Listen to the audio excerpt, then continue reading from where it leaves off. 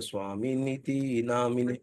नमस्ते सरस्वती देवे गौरवाणी प्रचारिणे निर्विशेष शून्यवादी पाश्चात्य देश तारिणे। जय श्री कृष्ण चैतन्य प्रभु नित्यानंद श्री अद्वैत गदाधर शिवासादि गौर भक्त वृंद।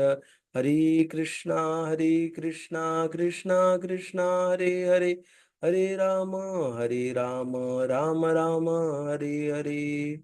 जय श्री प्रभुपाद की जय, अनंत कोटि वैष्णवंद की जय। हरे कृष्णा सभी को। तो आज हम लोग पढ़ने वाले हैं श्रीमद् भगवद गीता अध्याय 4 श्लोक संख्या 5। तो शुरू करते हैं हम लोग। स्वागत है आप सभी का आज के सेशन में। So let me share.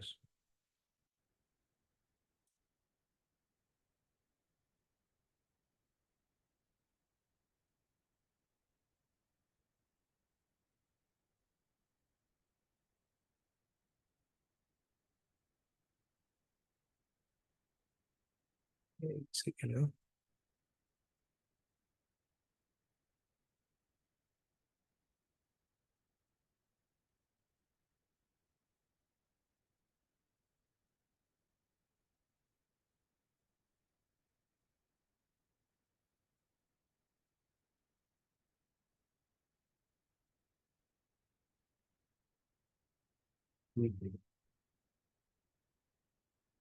क्या तो हम लोग ने कल 3 और 4 श्लोक पढ़ा था, जिसमें हमने देखा कि कैसे पहले तो जो पढ़ा था वो था पहला दूसरा श्लोक, जिसमें था कि परंपरा में ये भगवत गीता का ज्ञान आया है ना।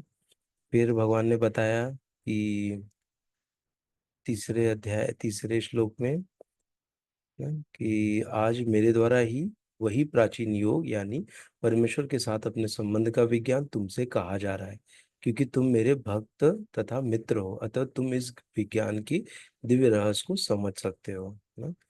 तो मतलब भगवान ने यहाँ पर भगवत गीता ना, ये जो इसका जो ज्ञान है ये लेने की पात्रता बताई है ना। पात्रता क्या है? व्यक्ति को भगवान का भक्त बनना है।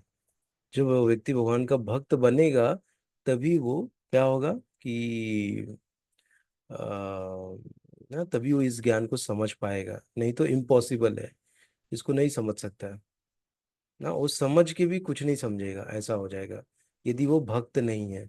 और मित्र का अर्थ क्या हुआ यहाँ पर ना, हमारी कोई ऐसी योग्यता नहीं है। हम भक्त बन सकते हैं, मित्र बनने की योग्यता नहीं। लेकिन मित्र का अर्थ क्या होता है कि मित्र ऐसा होता है कि जो कहीं भी हम किसी अवस्था में, बुरी अवस्था में या कहीं पर हम लोग अटके हुए हैं ना, तो एक हम लोग किसको अप्रोच करते हैं? मित्र को। तो मित्र क्या करता है? तुरंत आके हमारी मदद करता है ना। तो ऐसा मतलब हमारा भगवान के साथ संबंध होना चाहिए ना। जब भी हमको कोई कष्ट आए तो हमको किसका स्मरण होना चाहिए? भगवान का। हाँ, तब हम मतलब भगवान फिर क्या करेंगे? कैसे भी करके हमको हेल्प पहुंचाएंगे ना, किसी न किसी माध्यम से, या खुद ही किसी न किसी रूप में आके हमको भगवान हमारी मदद करेंगे ना, उस सिचुएशन से हमको निकालेंगे। तो ये है भगवान का यहाँ पर मित्र का ना।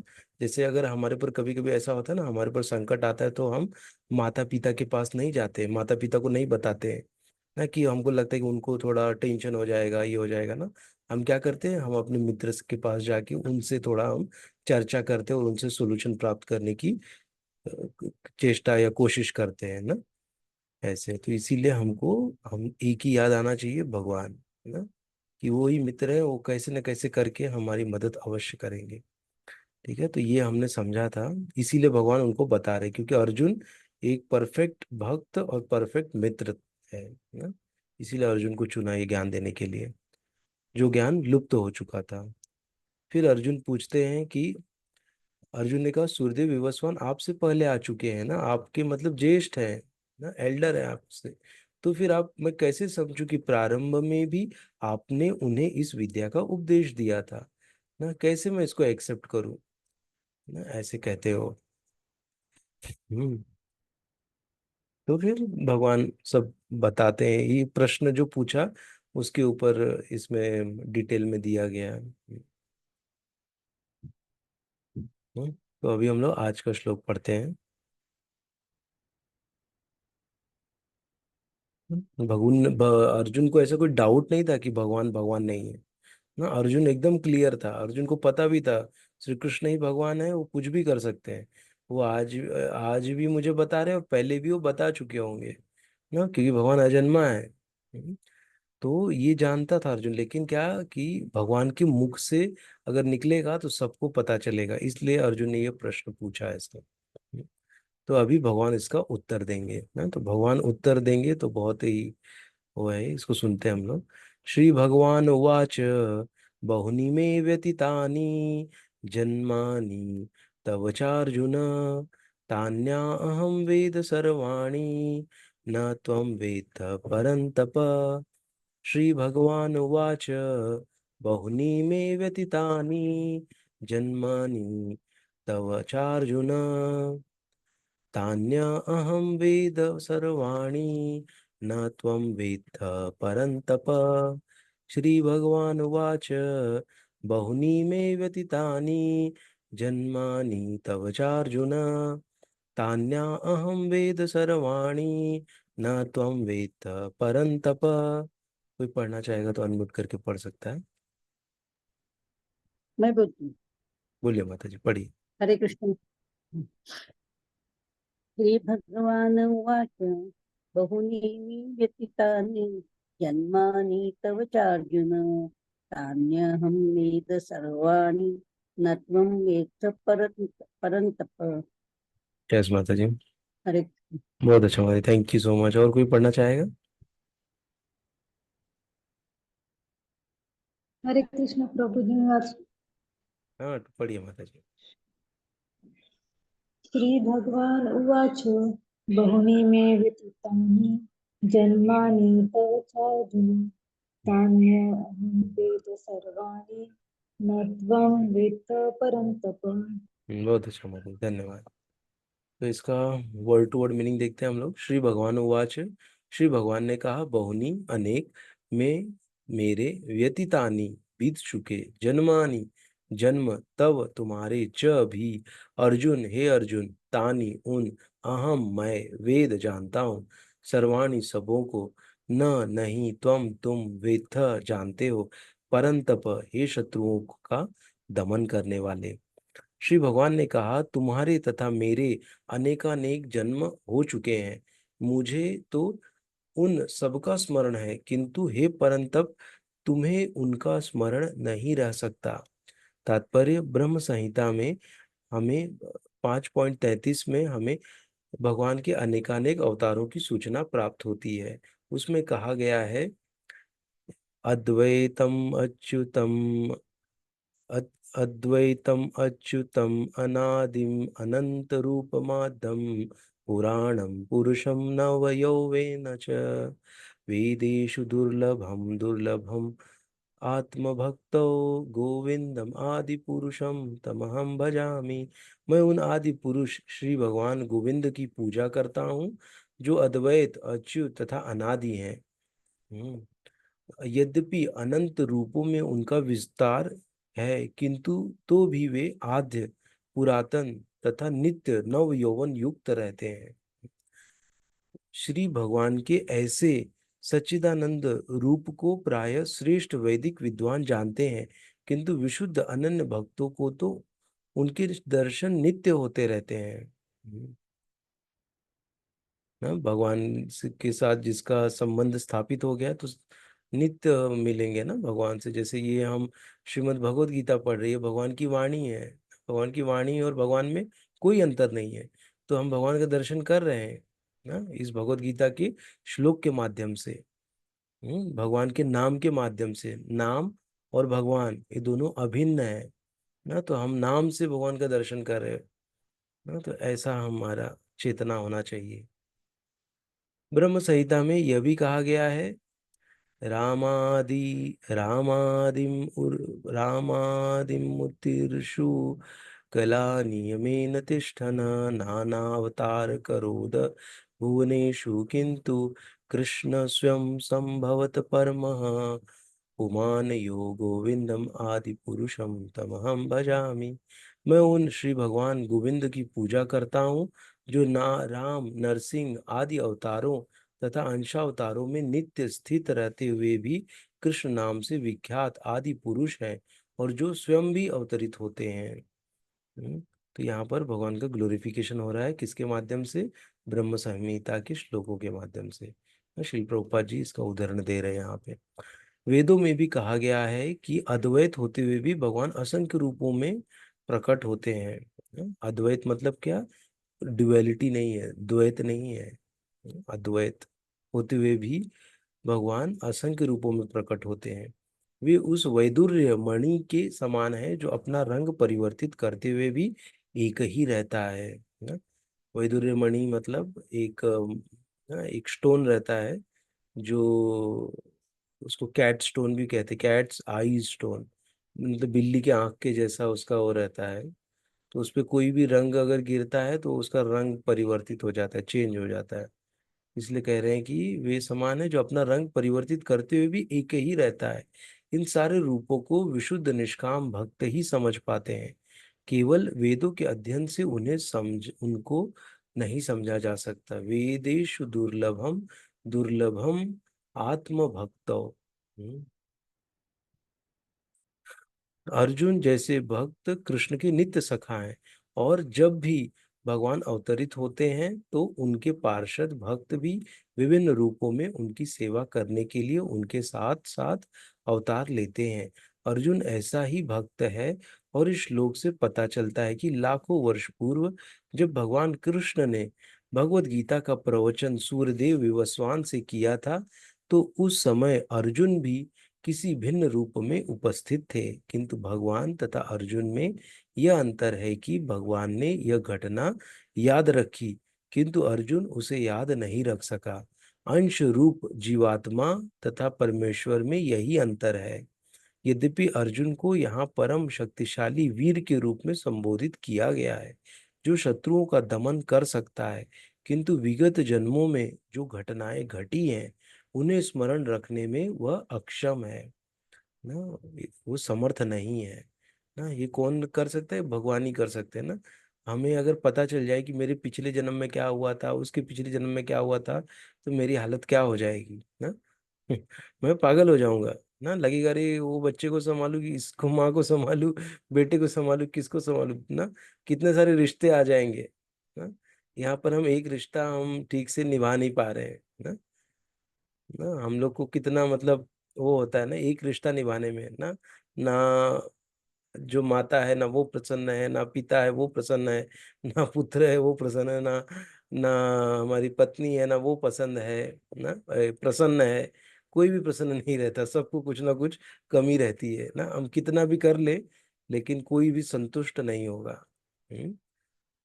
ना तो इसको हमको एक्सेप्ट कर लेना है कि हम लोग किसी को संतुष्ट नहीं कर सकते। संतुष्ट कौन कर सकता है? खाली भगवान ही संतुष्ट कर सकते हैं ना? इसीलिए सबको संतुष्ट करने की का हमको ना प्रयास प्रयास खाली कर सकते हैं। लेकिन अगर प्रयास में सफल नहीं हो रहे हैं तो हमको ये बुरा नहीं मानना है ना। खाली प्रयास करिए लेकिन ज्यादा उसको दिल पे मत लगा लीजिए ना। क्योंकि ये प्रूवन है कि कोई भी सेटिस्फाई नहीं होने वाला है, कोई भी आपसे प्रसन्न नहीं होगा ना कुछ कमी रहेगी। और सबको खाली कमी दिखती है ना। किसी को भी जो अच्छाई है वो थोड़ी देर के लिए दिखेगी लेकिन कमी आ गई तो कमी पहले दिख जाएगी ना। ऐसा ये भौतिक जगत है, इसीलिए हमको खाली भगवान की प्रसन्नता के लिए कार्य करना चाहिए ना। तो उसमें अगर कुछ काम, कोई काम कम भी हो गया, कोई ज्यादा भी हो गया, सब भगवान के लिए है ना। और भगवान ऐसे हैं कि हमारा थोड़ा भी प्रयास देके वो जरूर प्रसन्न होंगे। ऐसे। हम्म।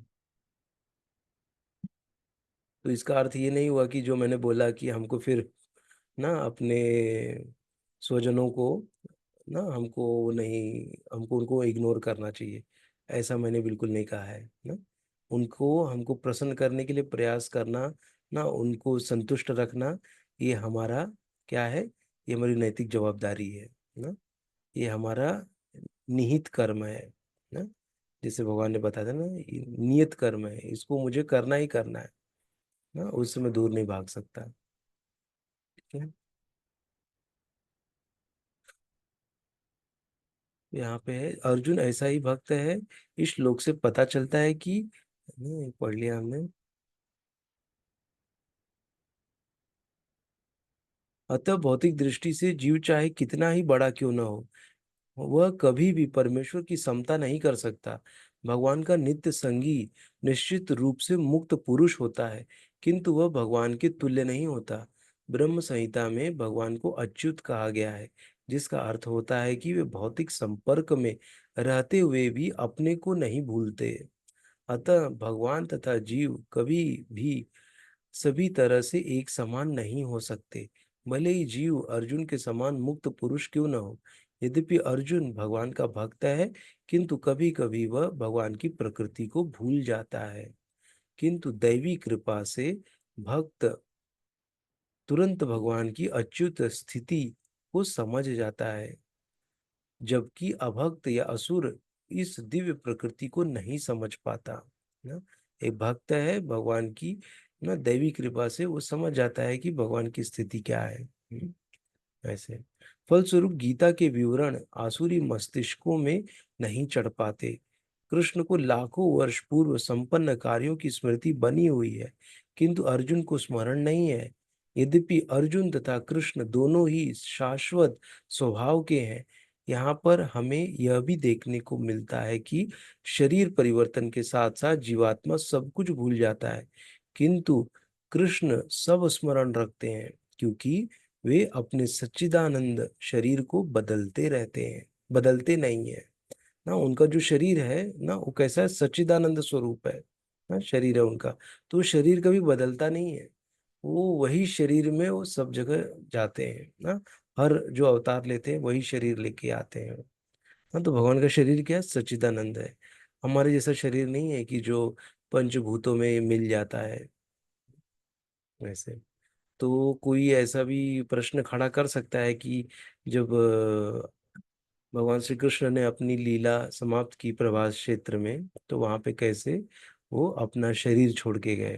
तो ऐसा कहते हैं कि वो जो शरीर है, वो शरीर क्या था, वो एक नकली शरीर था ना, वो उनका शरीर नहीं था। वो इसलिए छोड़ के गए थे कि जो नास्तिक लोग हैं उनको पूर्ण विश्वास होवे कि भगवान एक नॉर्मल व्यक्ति थे, वो भगवान नहीं थे। उनका विश्वास पक्का करने के लिए उन्होंने क्या किया, एक अपना शरीर वहां पर छोड़ के गए ना। नकली शरीर मतलब उन्होंने, भगवान तो भगवान है ना, कुछ भी कर सकते हैं। तो वहां वो शरीर बना दिया वैसे का वैसा जैसे वो दिखते थे ना, जिससे कि सबको लगे कि कृष्ण ये भगवान नहीं, ये एक नॉर्मल व्यक्ति है। ऐसा। इसीलिए यहाँ पर लिखा है कि क्योंकि वे अपने सच्चिदानंद शरीर में रहते हैं, क्योंकि बदलते नहीं है। वे अद्वैत हैं, जिसका अर्थ है कि उनके शरीर तथा उनकी आत्मा में कोई अंतर नहीं है ना, शरीर आत्मा एक ही है। उनसे संबंधित हर वस्तु आत्मा है ना। देखिए ये जो है, ये किस पे एप्लीकेबल हो रहा है, ये भगवान पे एप्लीकेबल हो रहा है ना। शरीर और आत्मा में कोई अंतर नहीं भगवान के ना, जैसे हम बोलते हैं ना, नाम और भगवान में कोई अंतर नहीं है ना, नाम ही भगवान है ना। ऐसे। हम्म नाम भगवान है ना। ऐसे। हम्म, उनके शरीर तथा उनकी आत्मा में कोई अंतर नहीं है। उनसे संबंधित हर वस्तु आत्मा है ना, लेकिन ये हमारे लिए नहीं लागू होता है ना। ना हम क्या है, हम आत्मा और शरीर ये दोनों अलग अलग है हमारा ना, एक नहीं है ना। भगवान का एक है, हमारा नहीं है। उनसे संबंधित हर वस्तु आत्मा है, जबकि बद्ध जीव अपने शरीर से भिन्न होता है, क्योंकि भगवान के शरीर और आत्मा अभिन्न है ना, भगवान का अभिन्न है। अतः उनकी स्थिति तब भी सामान्य जीव से भिन्न बनी रहती है, जब वे भौतिक स्तर पर अवतार लेते हैं। असुरगण भगवान की इस दिव्य प्रकृति से तालमेल नहीं बैठा पाते, जिसकी व्याख्या अगले श्लोक में स्वयं भगवान करते हैं। हाँ, असुरगण नहीं समझ पाते भगवान को ना, क्यों, क्योंकि वो क्या है, द्वेषी है ना। वो भगवान के अंदर खाली जो उनके अवगुणों को, अवगुण ढूंढने का कोशिश करते हैं या कोई कमी ढूंढने की कोशिश करते हैं। और भगवान ऐसे हैं कि अपने अंदर जो कमियां हैं उनको एकदम बड़ा करके दिखाते हैं ना, इसलिए बड़ा करके दिखाते हैं जिससे कि वो मुझसे हमेशा दूर रहे, ना, वो मेरे पास ना आए। ऐसा भी है ना, भटकते रहे वो, ना भटकते रहे, 84 लाख योनियों में घूमते रहे, ऐसा। तो ना, क्योंकि भगवान परमात्मा स्वरूप उसके अंदर भी विराजमान है, जो नास्तिक है ना। ऐसे नहीं कि नास्तिक के शरीर में विराजमान नहीं है, नास्तिक के शरीर में परमात्मा स्वरूप विराजमान है। इसीलिए उसका जैसा इच्छा रहता है, भगवान क्या है, भगवान सबकी इच्छा को पूरी करते हैं ना, तो उसकी भी इच्छा पूरी करते हैं जो नास्तिक है ना। वो चाहता है कि भगवान है ही नहीं, तो भगवान ऐसा उसको सब एग्जाम्पल्स ऐसे उसको सब देते हैं कि उसको पूर्ण विश्वास हो जाता है कि भगवान है ही नहीं। हम्म, ऐसे हम समझ सकते हैं इसको। हाँ, तो इसीलिए ना भगवान एक्चुअली, भगवान क्या है, भगवान सर्वज्ञ है ना, भगवान सब कुछ जानने वाले हैं। हम लोग का लिमिटेड है, हम खाली एक ही बर्थ को जानते हैं। भगवान ऐसे अनेकों बर्थ लिए हैं ना।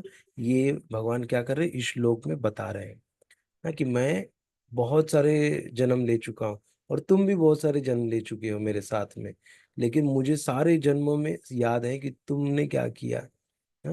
लेकिन तुमको याद नहीं है ना, क्योंकि ये योग माया से ये चीज ढकी रहती है ना। योग माया के कारण ये सब चीजें ढका हुआ रहता है, क्योंकि अगर पता चल जाएगा तो क्या हो जाएगा, गड़बड़ हो जाएगा ना। पूरा जो ये भौतिक जगत है जो सुचारू ढंग से चल रहा है, वो सुचारू ढंग से ना चल के क्या हो जाएगा, पूरा क्लेश हो जाएगा, हाँ, और बहुत बड़ा क्लेश हो जाएगा। इसीलिए भगवान क्या किए हैं कि सबकी पास्ट मेमोरी को बंद कर दिए हैं ना। वो जान ही नहीं पाता कि पिछले जन्म में क्या हुआ था उसके साथ में ना। लेकिन कोई ना कोई ऐसा एग्जाम्पल भी भगवान छोड़ते हैं ना, जिससे कि ट्रांस माइग्रेशन प्रूव होए। ट्रांस माइग्रेशन मतलब आत्मा का एक शरीर से स्थानांतरण, दूसरे शरीर में जाना, उसको ट्रांस माइग्रेशन कहते हैं। तो उसको स्थापित करने के लिए ऐसे एग्जाम्पल भी पैदा करते हैं कि ऐसा व्यक्ति जो उस जिसको पिछले जन्म के बारे में याद है, और वो आके अपनी स्टोरी बताता है कि मैं जब था तो मेरा नाम ये था, मैं यहाँ रहता हूँ, रहता था, मेरी पत्नी थी, मेरे बच्चे थे, मुझे इस व्यक्ति ने ऐसे ऐसे करके गोली से मार दिया ना। ऐसा सब वो आके बताता है। इससे क्या पता चलता है, मतलब आत्मा शरीर चेंज करता है ना, या करती है, ऐसा हम समझ सकते हैं। ठीक है। तो यही था ये श्लोक में। दूसरा श्लोक भी है, लेकिन उसको हम लोग कल पढ़ते हैं।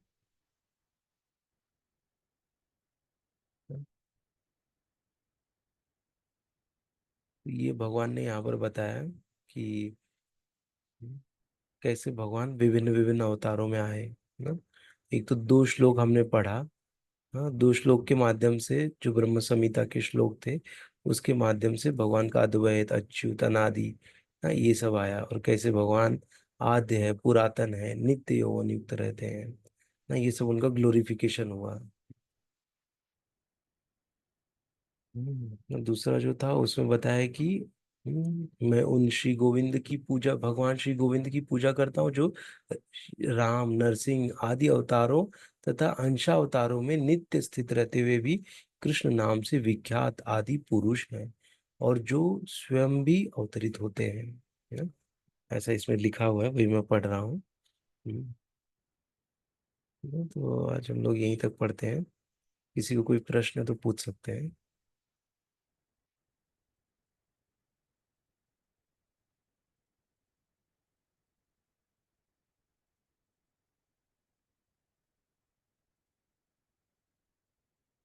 किसी को कोई प्रश्न है, या भगवान जो बोले उस पर किसी को कोई शंका है?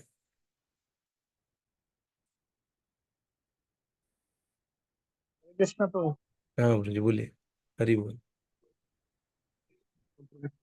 ये कंफर्मेशन कर रहा था कि ये सवाल ना मैंने नीरज कपूर जी से भी किया था। हाँ। ये वही भगवान लोग बोलते हैं कि ये कृष्ण अवतार में भगवान का पैर में लगा, फिर उनका ये लकड़ी में हो गया, फिर उसका जगन्नाथपुरी में विग्रह बना, ऐसा ऐसा। तो हम्म। वो भी उन्होंने यही जवाब दिया था कि ये मायावादी लोग को दूर रखने, मतलब उनको अपने से दूर रखने के लिए दिया था।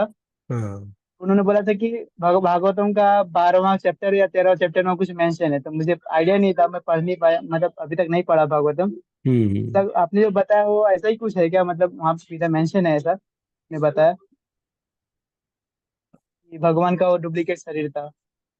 हाँ, ये मतलब अभी मैं इतना मुझे नहीं पता है कि कहाँ पर लिखा है ये, लेकिन ये प्रवचनों में सुना हूँ मैं कि ऐसा छूटा हुआ है, तो तात्पर्य में हो सकता है, भागवतम के तात्पर्य में श्रील प्रभुपाद जी ने इसको लिखा हो। ऐसे। लेकिन ये जो है, ये बहुतों के मुख से मैंने सुना है ना, कि भगवान ने ऐसा शरीर छोड़ा अपना, जिससे कि सबको लगे कि भगवान एक नॉर्मल व्यक्ति थे, वो भगवान नहीं थे। वैसे। हम्म, ठीक है ब्रो। पूछने का ये था कि कभी कोई पूछा तो उसको ऐसा बात कर सके, क्या पूछना था? मतलब कभी किसी से ऐसा बात हुआ कोई रिलेशन में या फिर कोई फ्रेंड सर्कल में, कभी तो ऐसा कोई बोला तो उनको बोल सको ऐसा नहीं ऐसा कर, खाली हाँ, मैंने। बोल सकते हैं, लेकिन एक बार इसका रेफरेंस ढूंढना पड़ेगा कि ये रेफरेंस कहाँ जी पे है। जी जी तो। इसको ढूंढते हैं हम लोग। आप लोग भी ढूंढिए। आप लोग को भी मिले तो आप लोग भी लेके आइए कि ये रेफरेंस कहाँ दिया गया है। हाँ? कहीं ना कोई शास्त्र में तो जरूर होगा इसका रेफरेंस। मैं भी देखता हूँ, अगर मुझे मिलेगा तो। जैसे प्रभु जी ने बोला था कि 12वां या 13वां स्कंद में दिया हुआ है भागवत में, 12वां या अच्छा। 13वां कुछ। अच्छा, टोटल 12 स्कंद है, तो 12 में हो सकता है हुए। हाँ तो बार हाँ तो हाँ, 12 में देखते हैं। चलेगा। और कुछ है किसी को प्रश्न? या किसी को कुछ बोलना है? ठीक है, तो हम लोग आज यहीं तक करते हैं। Thank you so much join करने के लिए। जय श्री प्रभुपाद की जय, अनंत कोटि वैष्णव वृंद की जय। हरे कृष्णा। सॉरी। दंडक प्रणाम। हरे कृष्ण, दंडवत प्रणाम। हाँ, धन्यवाद। दंडक।